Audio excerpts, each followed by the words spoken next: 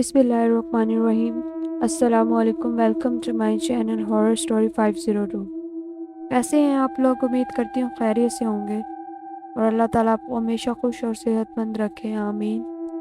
और अगर आप हमारे चैनल पर न्यू हैं तो हमारे इस चैनल को सब्सक्राइब करें। आज की कहानी जो मैं आपको सुनाने जा रही हूँ वो असल ज़िंदगी पर मबनी है। ये कहानी 40 बरस पुरानी है। ये वाक़या गोली मार का है जो हमने अपनी नानी की ज़ुबानी सुना था। गोली मार धोबी घाट के करीब कच्चे पक्के मकानों की एक बस्ती आबाद थी, जहां हमारी नानी ने भी मकान खरीदा था। हमारी नानी की हर एक से दोस्ती थी। वो बहुत ही खुश इखलाक, मिलनसार और घुल मिल कर रहने वाली खातून थी। खवाह कोई अमीर हो या गरीब, हर एक को अपना समझती थी और सबसे हम मोहब्बत से पेश आती। इसलिए इलाके में सब नानी की बहुत इज्जत करते थे। नानी के घर एक धोबन आती थी जो नाना और मामू के कपड़े धोती थी। इसका नाम रशीदन था। वो हर हफ्ते आती, घंटों नानी से अपने दुख सुख बयान करती और फिर नाना और मामू के कपड़ों की गठरी लेकर चली जाती। रशीदन की एक पोती थी जो 10 साल बाद बड़ी मन्नतों और मुरादों से पैदा हुई थी।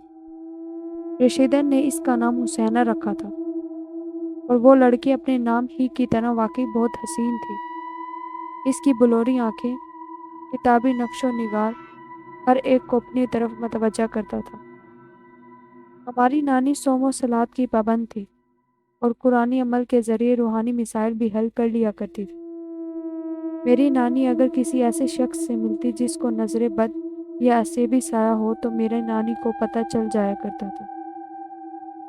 इसलिए रशीदन को नानी ने कई बार कहा था कि तुम अपनी पोती का ख्याल रखो, इस बच्ची के साथ कोई मसला है। मुझे लगता है कि इस पर साया है किसी गंदी शय का। इस बच्चे की आंखें किस कदर खूबसूरत हैं, लेकिन क्या कभी तुमने इसकी आंखों में अजीब सी वहशत को महसूस नहीं किया? मगर नानी की बात पर रशीदन हमेशा हंसकर कहती थी, बीबी ये तो सिर्फ जिद्दी हो गई है, चिड़चिड़ी सी है, आखिर मेरी और बाप की लाडली है ना, हर वक्त अपनी मनमानी करती है। एक रोज़ रशीदन आई तो वो बहुत उदास थी। उसने बताया कि बीबी आप ठीक कहती हैं, अब हम भी महसूस करते हैं कि कोई ना कोई बात है। हुसैना खुद से ही बातें करती है, सारा दिन खाना नहीं खाती। इसकी सहेलियां इसको पगड़ी बोलकर छेड़ती हैं, तो फिर हसीना इनको मारने दौड़ती है। कभी रोती है तो कभी हंसती है, कभी बिल्कुल फाका करती है और कभी इतना खाती है कि अपना हाथ नहीं रोकती। 4-4 बंदों का खाना बैठकर खा जाती है। नमाज पढ़ने का कहो तो काट खाने को दौड़ती है। मसल्ले को उठा कर फेंक देती है। सारा दिन बाल खोले अंदर बाहर पागलों की तरह फिरती रहती है। ये बातें बताकर रशीदन रोने लगी और मेरी नानी से कहने लगी कि बीबी जी आप इसके लिए कोई तवीज़ दे दें। अरे पगली, मैं कोई तवीज़ नहीं दे सकती क्योंकि मेरा तवीज़ इस गंदिश चीज़ पर असर नहीं करेगा। अलबत्ता तुम कल एक साफ बोतल लाना, मैं पानी दम करके दे दूंगी, तुम इसको पानी पिलाती रहना, अल्लाह करम करेगा। अगले दिन नानी ने पानी दम करके दिया। इस पानी से हुसैना को कुछ अफाका हुआ। वो अब आम इंसानों की तरह खाना खाने लगी। नानी ने रशीदन से कहा, देखो इसे ज़्यादा तंग मत करना, मेरे हिसाब के मुताबिक ये बहुत ही ज़्यादा खतरनाक चीज़ है। बेहतर रहेगा तुम अपनी पोती को इसके हाल पर ही छोड़ दो। मगर हुसैना का बाप तो मुख्तलिफ आमिलों के पास जा रहा था, जिसकी वजह से हुसैना ज़िद्दी और खून ख़वार हो गई।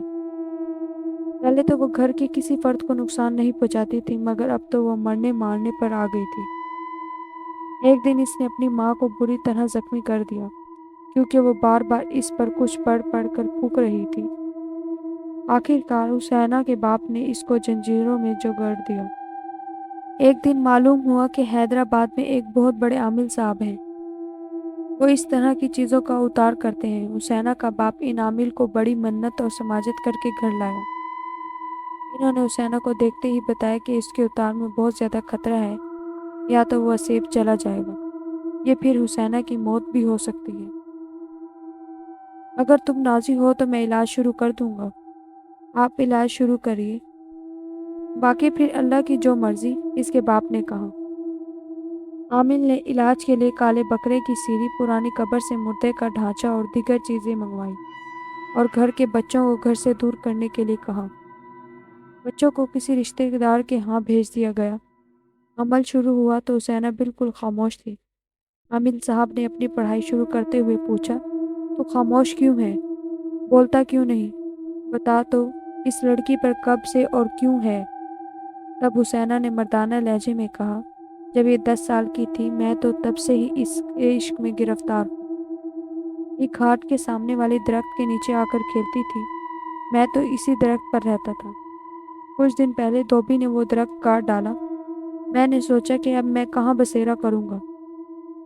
میں اس سے جدا نہیں ہونا چاہتا تھا، اس لیے میں نے اس لڑکی پر ہی بسیرا کر لیا تھا۔ دیکھ، یہ لڑکی مسلمان ہے اور تم کافر، تم اس کا پیچھا چھوڑ دو۔ اس بات پر حسینہ نے عامل صاحب کو ایسی نظروں سے دیکھا کہ سخت سردی میں بھی عامل کو پسینہ آ گیا۔ وہ حسینہ کے باپ سے مخاطب ہوا، دیکھو اس پر جو شے ہے وہ بہت ضدی ہے، وہ اس کو چھوڑنا نہیں چاہتی۔ میرا مشورہ ہے کہ لڑکی کو اس کے حال پر چھوڑ دو۔ شاہ صاحب، میری ایک ہی بیٹی ہے، میں اسے ہی سال میں دیکھ کر دکھی ہوتا ہوں۔ تو ٹھیک ہے، اب جو ہونا ہے ہو جائے پھر۔ اگلے روز جمعرات تھی۔ عامل صاحب نماز کے بعد پڑھائی کرنے بیٹھ گئے۔ حسینہ کو زنجیر سے آزاد کر دیا گیا تھا۔ اس وقت حسینہ کی سسکیاں اور آہیں موجود گھر والوں کو اداس اور پریشان کر رہی تھی۔ اس کی سسکیوں میں عجیب سا درد تھا۔ آخر عمل شروع ہوا۔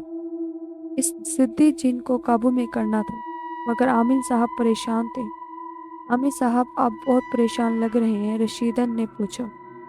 ہاں بی بی، میں زبان کا پابند ہوں، اس لیے تم لوگوں کا کام کر رہا ہوں، مگر مجھے انتہائی خطرہ نظر آ رہا ہے، اپنے لیے بھی اور اس بچی کے لیے بھی۔ ابھی عامل صاحب کو پڑھائی شروع کیے چند لمحے ہی ہوتے تھے کہ حسینہ تو بے قابو ہو گئی۔ اس کے حلق سے اس طرح کی آوازیں نکلنا شروع ہو گئیں کہ سب ہی لرز کر رہ گئے۔ حسینہ نے عامل صاحب کو اپنے بڑے بڑے ناخنوں سے بری طرح زخمی کر دیا۔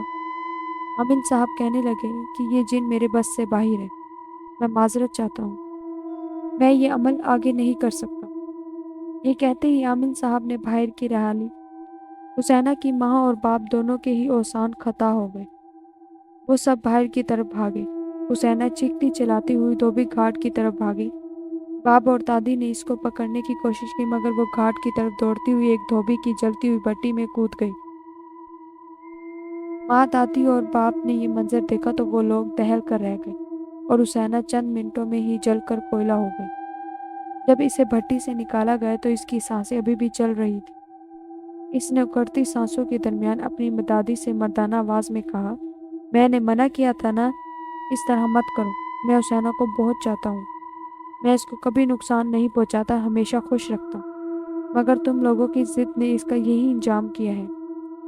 یہ کہہ کر حسینہ کی گردن ایک طرف کو لڑک گئی۔ اس دوران تمام علاقے والے جمع ہو چکے تھے۔ جب میری نانی کو اس بات کا پتہ چلا تو وہ بھی وہاں آ گئی۔ رشیدن اور حسینہ کے ماں باپ کا برا حال تھا، جو ان بچے کی موت پر انہیں قرار نہیں آ رہا تھا۔ میری نانی نے غسل کی جگہ اس کی سختہ لاش کو تیمم کروایا، کیونکہ اسے غسل نہیں دے سکتے تھے۔ کفن بھی نانی نے پہنایا، یا کوئی قریب نہیں آ رہا تھا۔ صرف رشیدن اور نانی نے یہ کام سر انجام دیا۔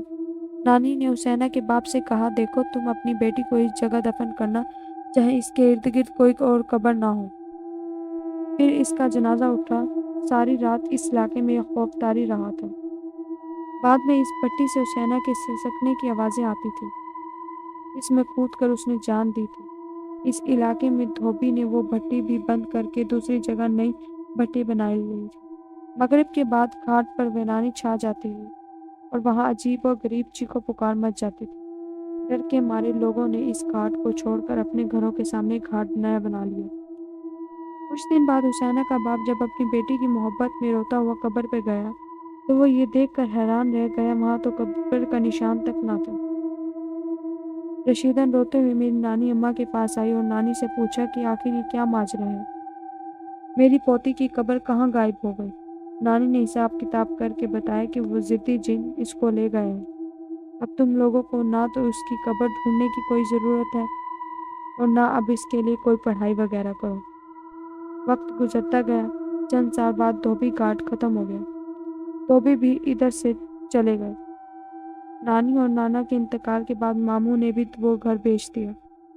یہ واقعی سنانے کے بعد نانی ہم سب بچوں کو تاکید کیا کرتی تھی کہ سب نماز کی پابندی کیا کرو، باوضو رہا کرو، قرآن پاک کو دل لگا کر پڑھا کرو اور پاک صاف رہا کرو۔ جب گھر سے نکلو، خاص طور پر مغرب کے وقت یا دن کے 12 بجے، رات کے 12 بجے، اپنے اوپر چاروں کل آیت الکرسی کا احسان کھینچ کر نکلا کرو۔ تمام بچوں اور بچوں کو ان بلاؤں کے شر سے محفوظ رکھے اللہ تعالیٰ، آمین۔ امید کرتی ہوں آپ کو یہ کہانی اچھی لگی ہوگی۔ مزید اچھی کہانی سننے کے لیے ہمارے اس چینل کو سبسکرائب کریں۔ شکریہ، خدا حافظ۔